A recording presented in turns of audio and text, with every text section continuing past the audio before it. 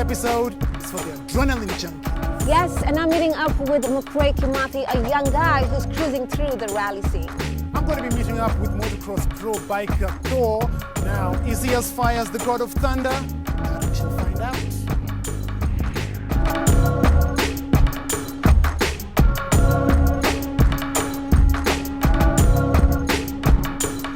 McRae Kimathi's first name is inspired by the late rally driver Colin McRae. He is poised to be the next big rallying sensation with a background that boasts of seasoned rally drivers.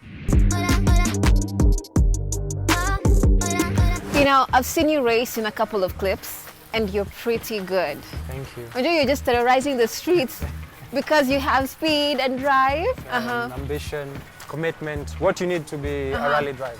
So, what do you call this place? Apart from garage. This is, let's say, a workshop, yeah?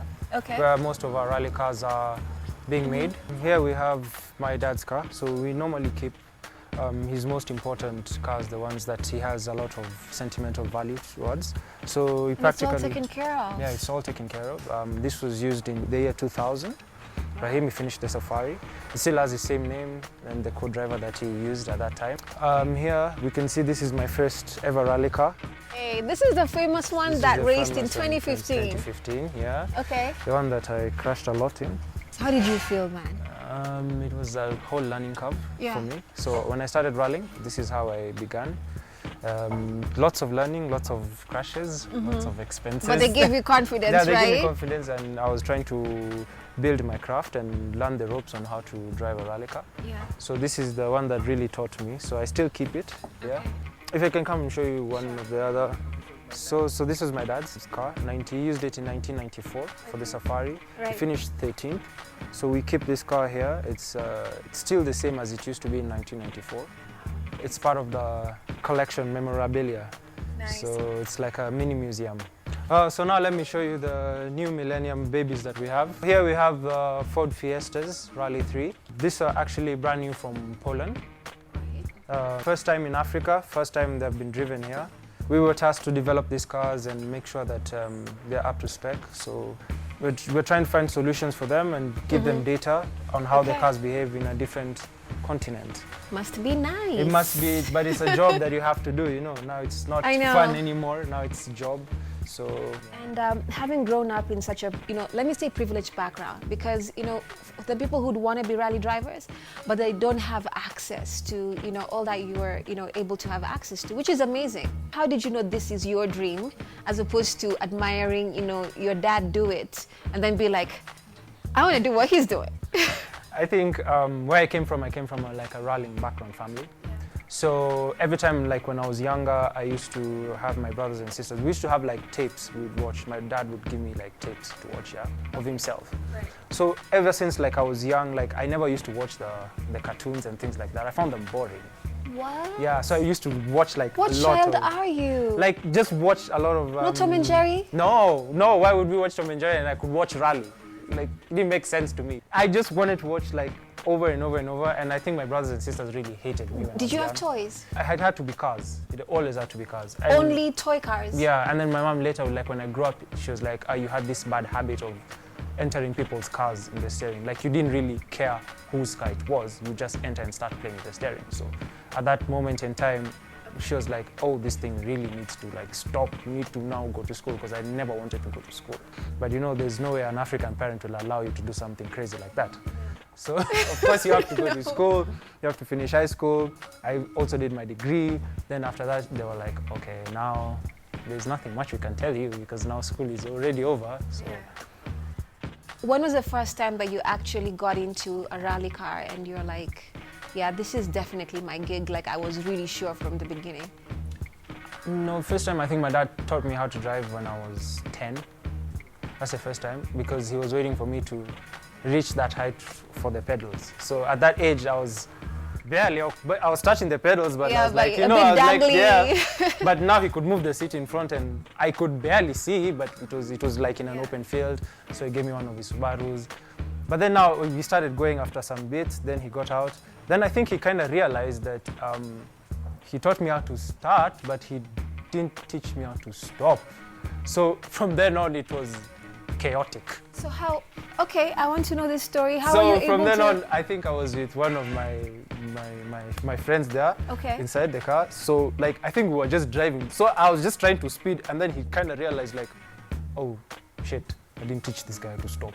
And this is now gonna become a very interesting situation. Yes. But I managed to stop the car. So from when I stopped the car, he was like, But was it hard focusing in school, knowing very well this is what you want to do, and the burning sensation of this is my passion, I need to do it. Can this lesson be over?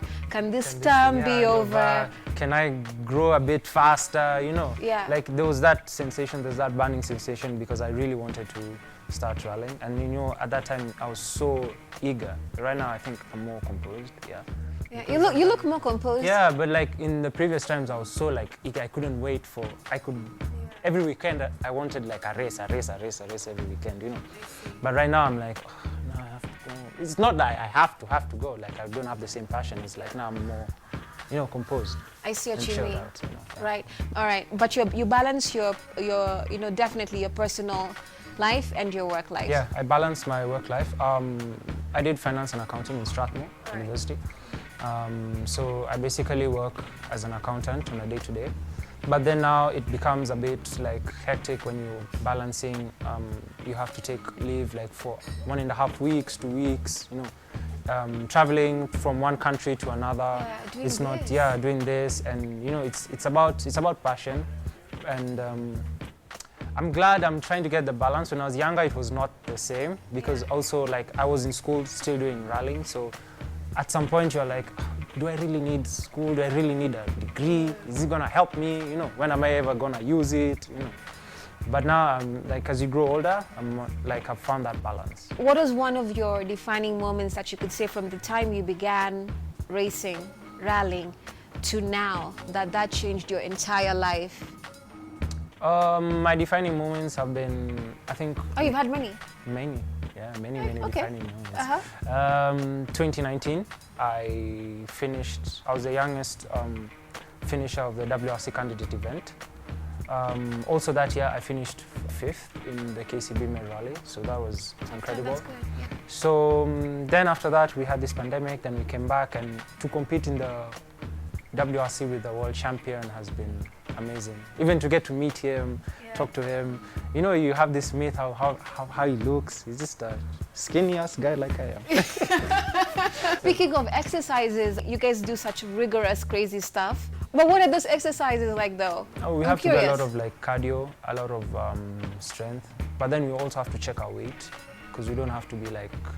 There's a certain like weight limit for driver and co-driver. Really, what's that? It's combined. It has to be 170 kgs. Gotcha. So like the driver and the co-driver have to match that combined weight. So you have to check your weight. You can't have someone who's like 90 kgs in the car. I'll be like, hey bro, bro, no. Punguza. We also have to look at weight in the car because we're all competitors. So if you have like a driver who's, let's say, 60 and a co-driver who's 65, his car is actually lighter because these cars are the same weight. Yeah, we have to find little ways to cheat once in a while. I see what you mean. All right.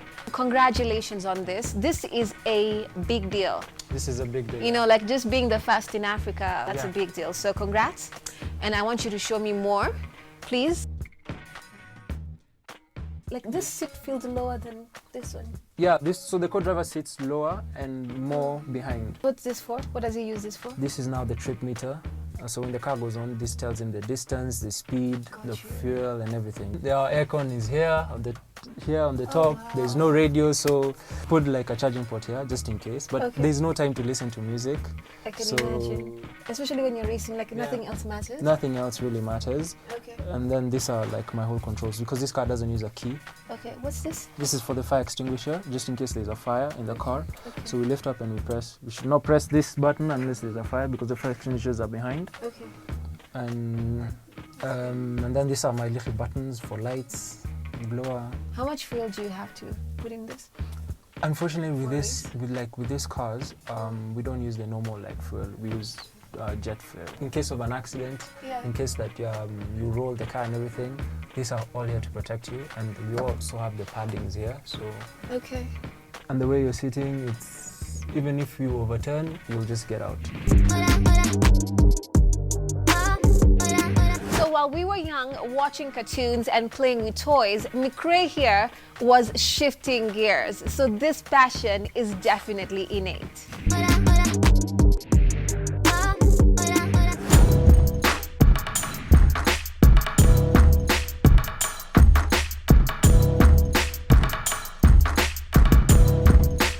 Thor, and that's his real name by the way, has been riding bikes since he was a kid. Thanks to the many years of practice, he's become a professional at a very young age.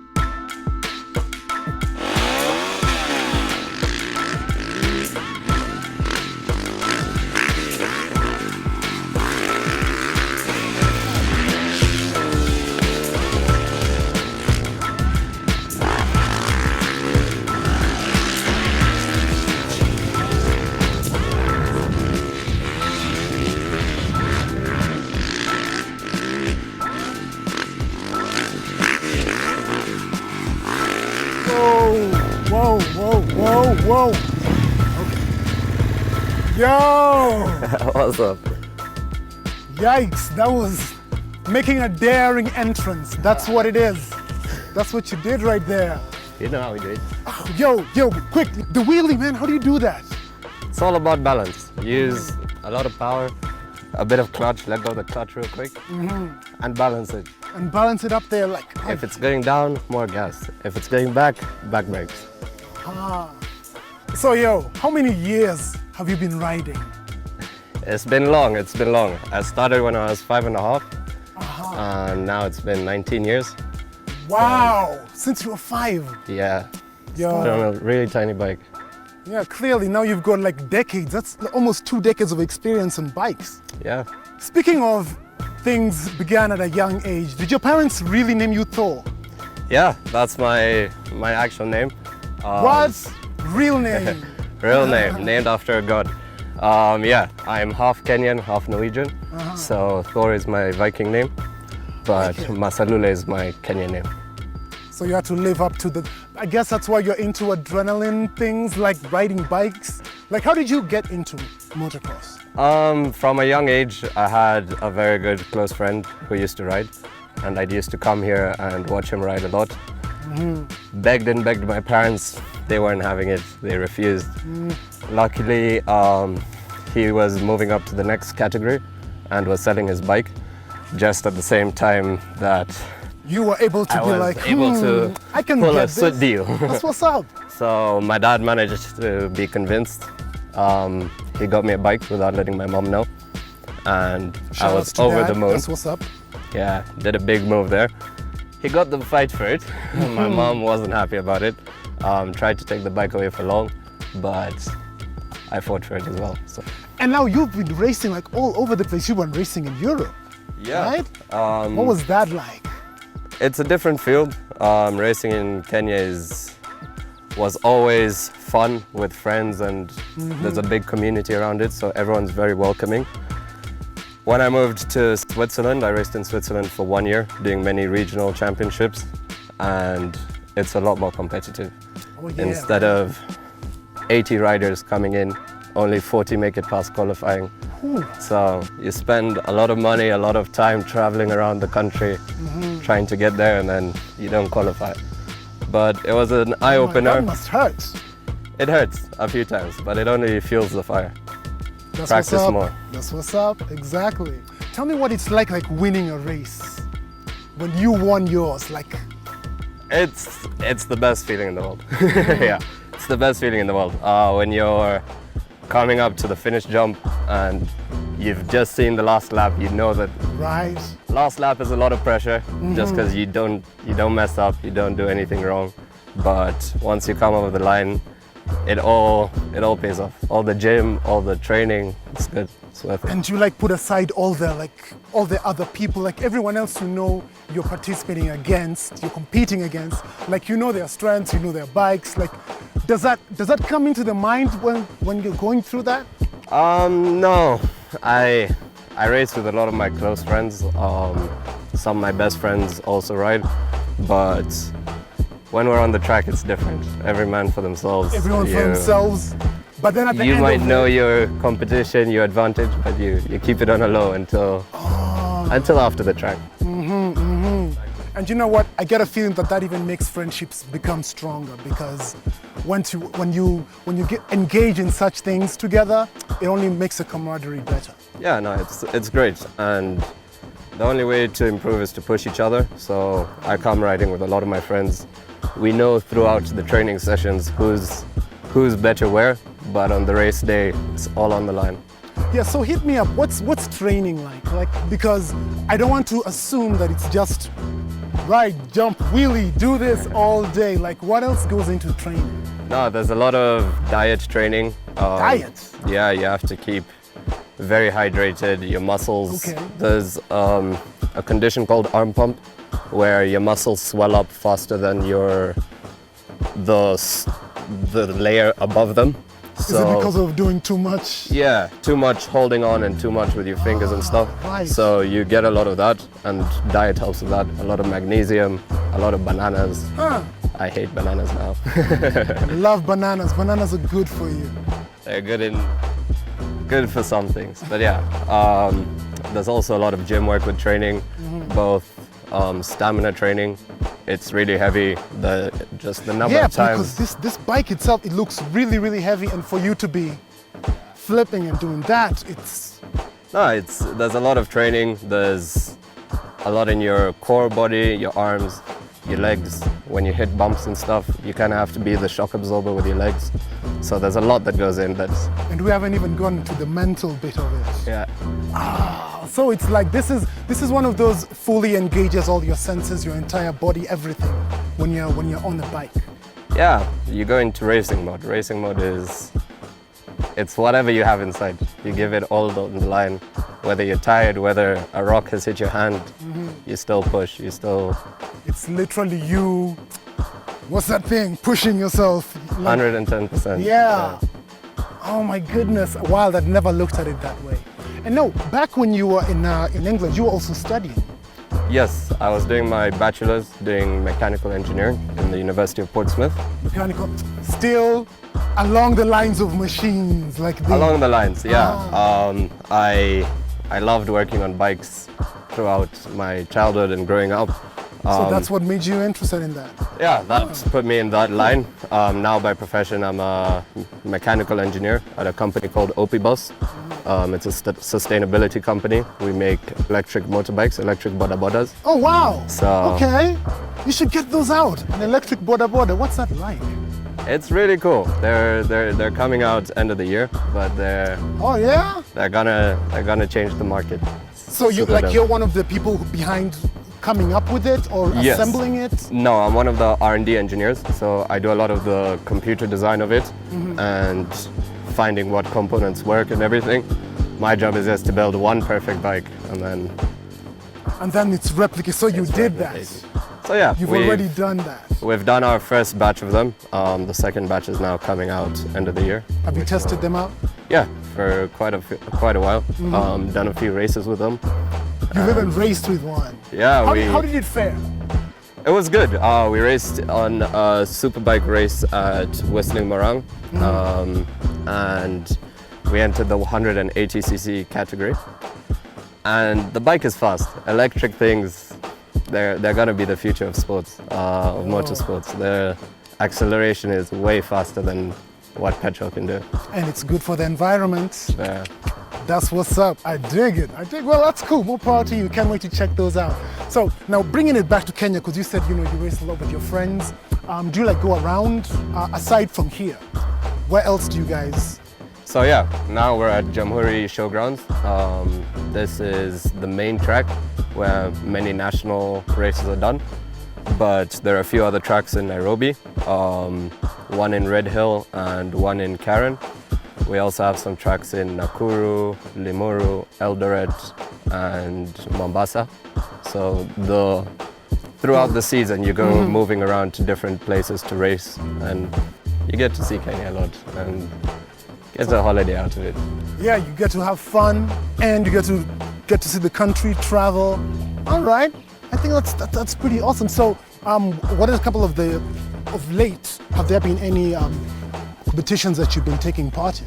Yes, there's the national championship that's been ongoing. The last race was 3 days ago, right here. So that's been going well.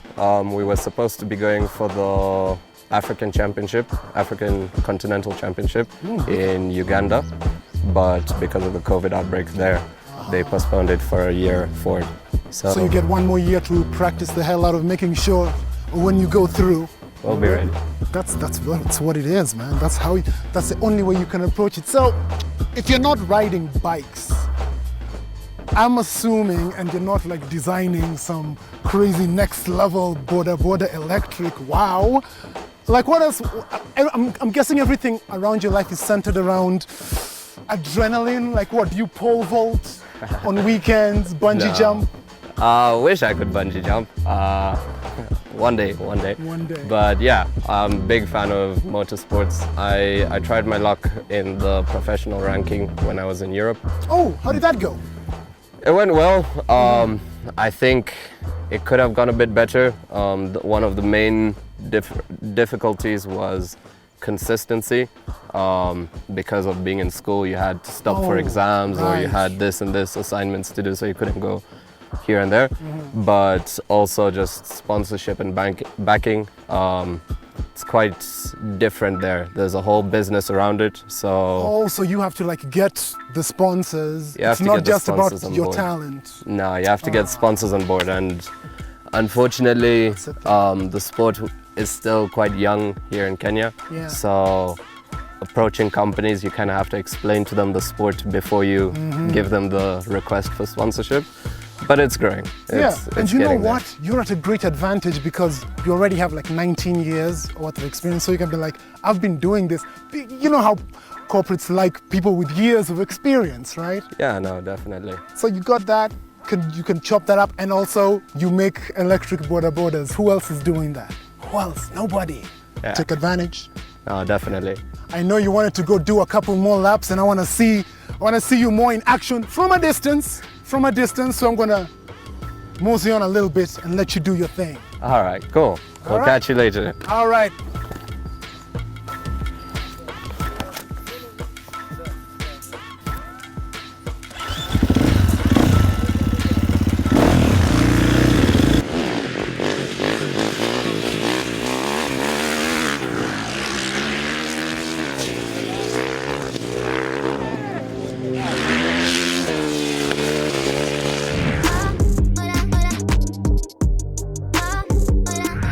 How cool is it that something that began as a hobby for Thor managed to work its way even into his daily 9 to 5?